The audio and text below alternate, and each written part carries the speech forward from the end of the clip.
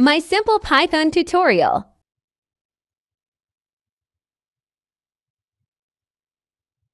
Hello everyone, I am Earl James Johnson and this is my Python tutorial. As you can see here, I have three sets of code here. First is the item number 8. So I have a variable here that contains a list of of foods. I have 8 values here. So I print the list by using a format method. So favorite food is equals to foods. I enclose it in curly braces. Then index I use this print. I print this index of fried chicken is equals to food that index means I will gonna find the index of the specific value, which is the fried chicken. So I will gonna run this code.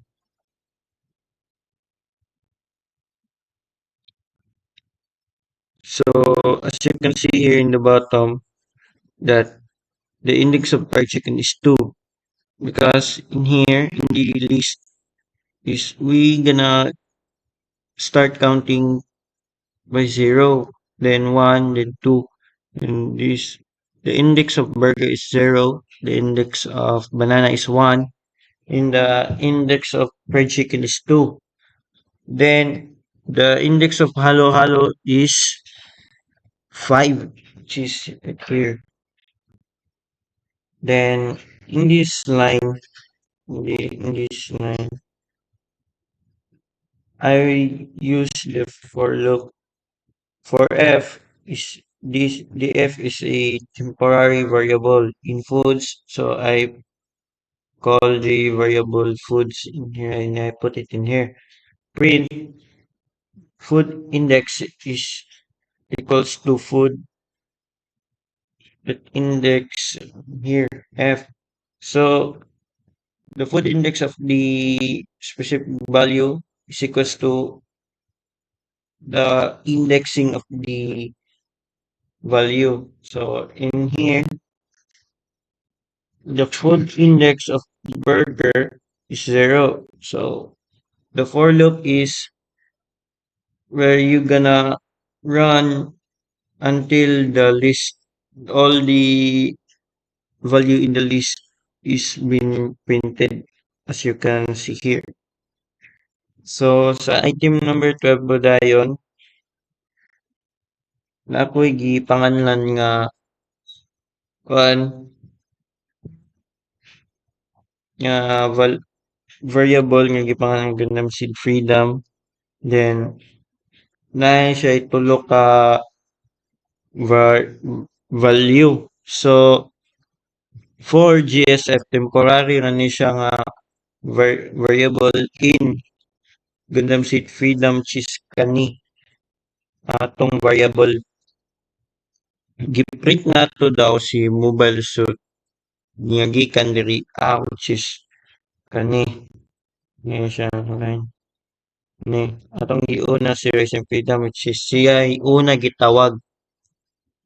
Then sa diri na pod for freedom na pod in GSF kani diri i-count po ta iterate man ni plus 1 plus equals 1 iterate tag 1 if daw ayang daw count is exactly equal to 4 which is dili pa false pa mobalik na pud na siya diri sa freedom mo print siya iyang i-print ang first letter then balik na pod siya then diri na pod iya na pong gikuan si I count plus 1 if mo exactly equal ba siya sa ka-4 so dili pa iyan yung i-print then balik na pud siya diri kang freedom diri if daw si S is exactly equal to 4 so dili pa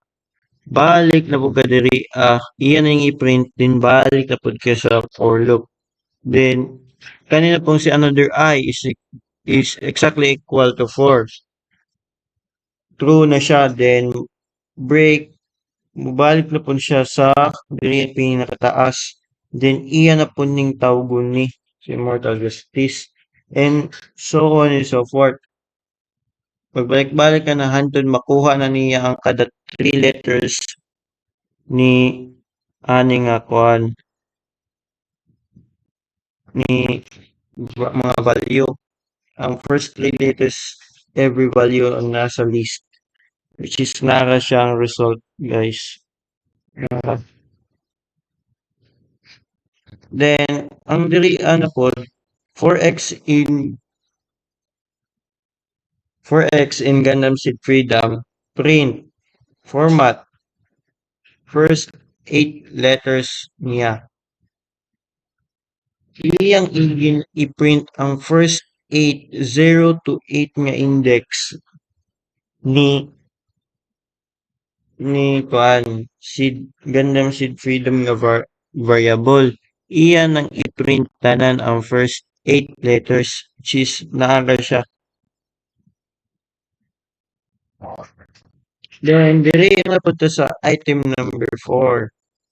Diri which is kani nga kan variable, later na siya matawag. So for una pa sa kani sa atong panon kani nga line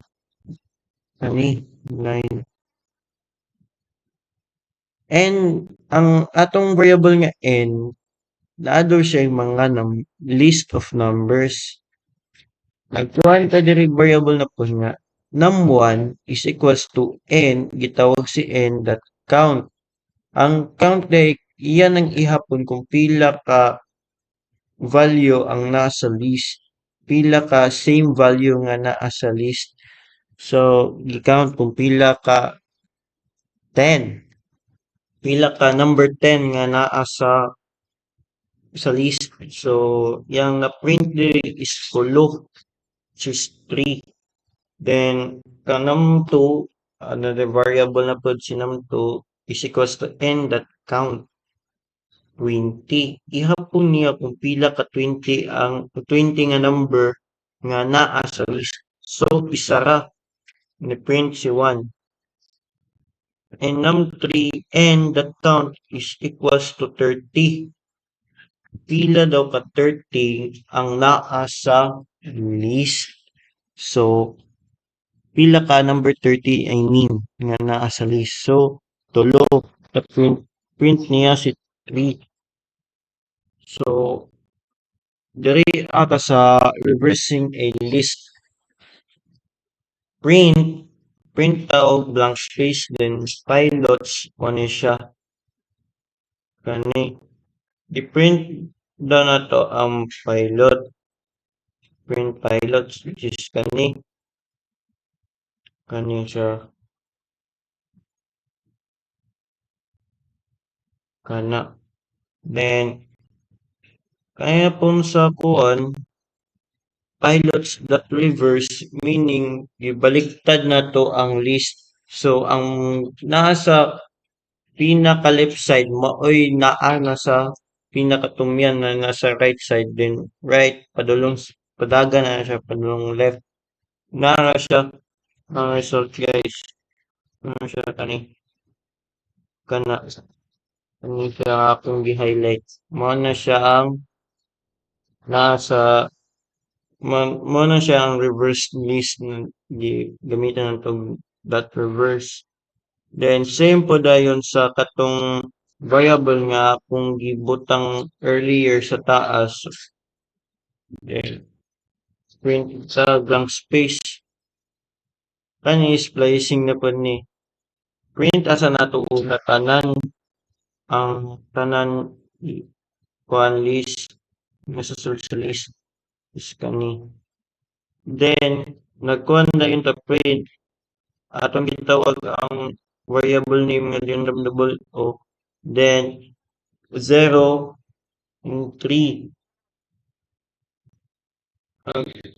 Ang 0 dahil nagsugod siya sa pinakasugod hantod sa 3. Uy, ano man nga kuan, dili ra siya taman.